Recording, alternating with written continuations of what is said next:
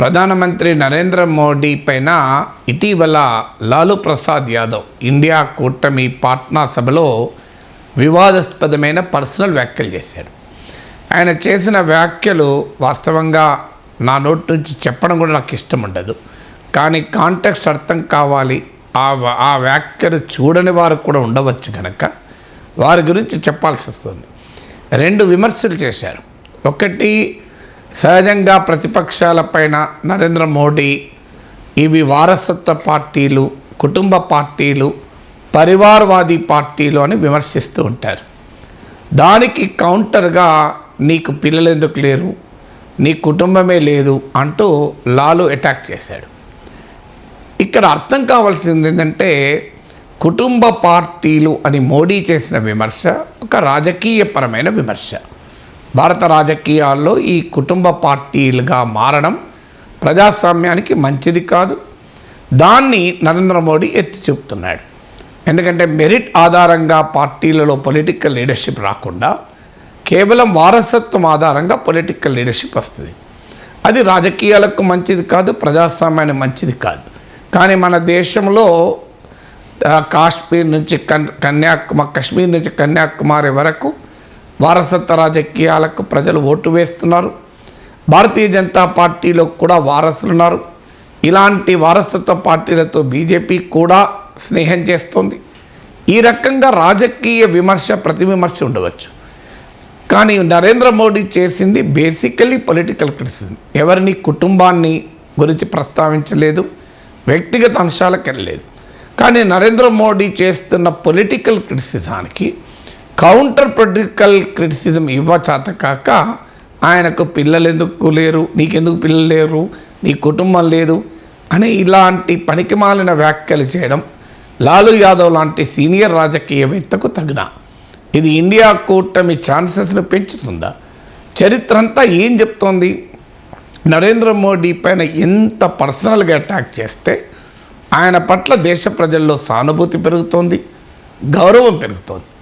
ప్రధానమంత్రికి కుటుంబం ఉండడము, ఉండకపోవడము అనేది భారతదేశానికి ఏమైనా ఇబ్బంది కలిగించిందా? అదేమైనా వికసిత భారత్కు అడ్డంకి అయిందా? లాలూ ప్రసాద్ యాదవ్కు పిల్లలు ఉండడం దేశానికి లాభం జరగడము, మోడీకి పిల్లలు లేకపోతే దేశానికి నష్టం జరగడం ఏమైనా ఉందా? అయినా ఇదెక్కడి వ్యక్తిగతమైన విషయాలు, ఇదొక అలవాటుగా మారిపోయింది రాజకీయం. గతంలో 2019 ఎన్నికలకు ముందు చంద్రబాబు నాయుడు లాంటి సీనియర్ రాజకీయ నాయకుడు కూడా మోడీ భార్య, సతీమణి ఆ ప్రస్తావన కూడా చేసి విమర్శించారు.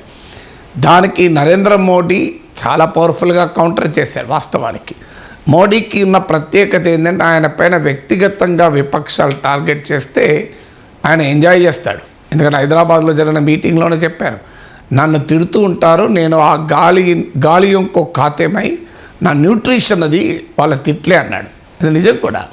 చౌకీదార్ను నేను అని 2014 ఎన్నికల సమయంలో నరేంద్ర మోడీ ప్రైమ్ మినిస్టీరియల్ ఫేస్గా బీజేపీకి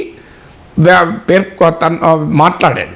ఎందుకంటే అప్పటికి 2014 ముందు UPA 2లో అనేక కుంభకోణాలు జరిగిన కాంటెక్స్ట్లో నేను చౌకీదార్గా ఉండి నా కావుంగా నా కానేదుంగా అంటూ పిలిపించాడు. సో రాఫెల్ కుంభకోణాన్ని ప్రస్తావిస్తూ రాహుల్ గాంధీ 2019 ఎలక్షన్స్ అప్పుడు చౌకీదార్ చోర్ హై అని ఒక అట్రాక్టివ్ స్లోగన్ కాయిన్ చేసింది కాంగ్రెస్ పార్టీ. ఏం జరిగింది? చౌకీదార్ చోర్ హై అంటే మోడీ డిఫెన్స్లోకి పడిపోతాడని కాంగ్రెస్ అనుకుంది, రాహుల్ గాంధీ అనుకున్నాడు. కానీ మోడీ పవర్ఫుల్గా కౌంటర్ అటాక్ ఇచ్చి మై హూ చౌకీదార్, నేను చౌకీదార్ని అంటూ చౌకీదార్ డ్రెస్ వేసుకొని సోషల్ మీడియాలో మోడీతో పాటు మోడీ పరివారము, బీజేపీ మొత్తం మై హూ చౌకీదార్ అన్న నినాదం ఇచ్చారు. దాంతో కాంగ్రెస్ కౌంటర్కు బలమైన కౌంటర్ వచ్చింది. ఇప్పుడు కూడా మోడీ అదే పని చేశాడు.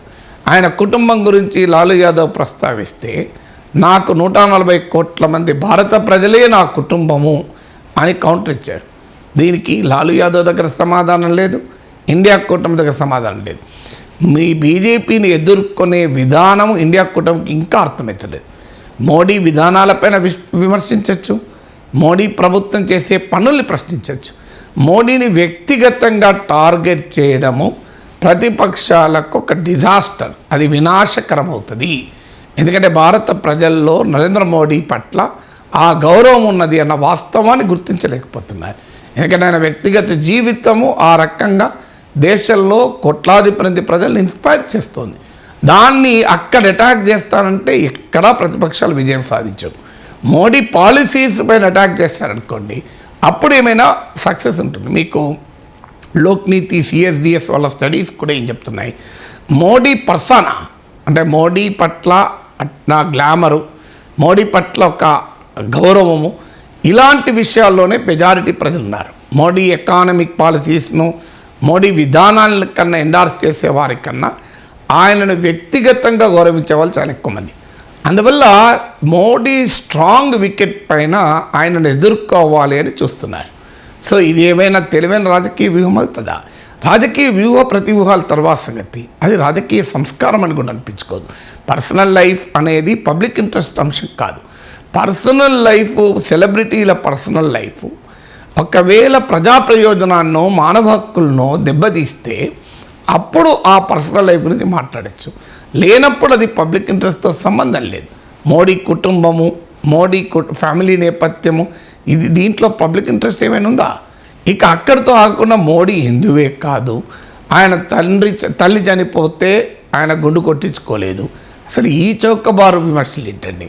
సో అంటే హిందువులకు సాంప్రదాయము, తల్లి తండ్రి చనిపోయినప్పుడు గుండు కొట్టించుకుంటారు, మోడీ గుండు కొట్టించుకోలేదు అంటే మోడీ హిందువు కాదు. అసలు ఈ మోడీ హిందువా కాదా అని డిబేట్ నడిపితే అసలు ప్రతిపక్షాలు మిగులుతాయా? ఎందుకంటే బహిరంగంగా నేను హిందూ జాతీయవాదిని అని తనకు తాను గర్వంగా ప్రకటించుకున్న నాయకుడు ఎవరైనా ఉంటారంటే నరేంద్ర మోడీ. లాలూ యాదవ్ ప్రకటించుకోగలడా? ఇంకెవరైనా ప్రకటించుకోగలడా?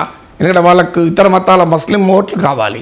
ముస్లిం ఓట్ల కోసం, ముస్లిం బుజ్జగింపు రాజకీయాల కోసం ధైర్యంగా అనలేరు.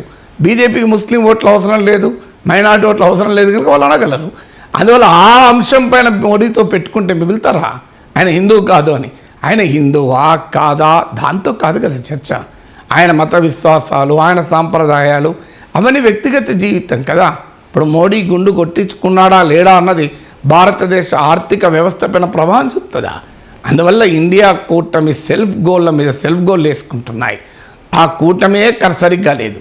ఇప్పుడు మోడీ పైన ఈ రకమైన విమర్శలు చేస్తే మోడీకా గ్యారంటీ కాదు, లాలూకా గ్యారంటీ ఏంటంటే బీజేపీకి ఎన్డీఏకి 400 సీట్లు ఇండియా కూటమి యొక్క పొలిటికల్ బ్యాంక్రప్సీ వల్ల, రాజకీయ దౌర్బల్యం వల్ల వస్తాయి.